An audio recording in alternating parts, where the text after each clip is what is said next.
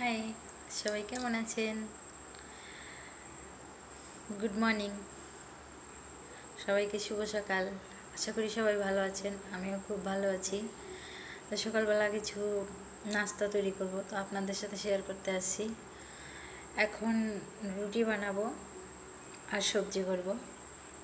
চলুন আগে রুটিটা বানাই। নিয়েছি,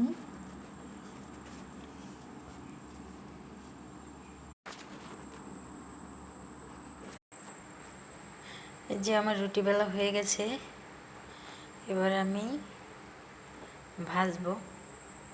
শেষ, রুটি বেলা শেষ, এখন ভেজে নিব।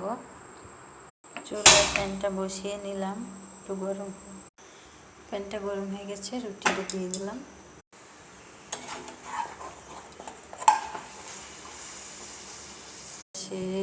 ভাজা শেষ, যে ভাজা শেষ।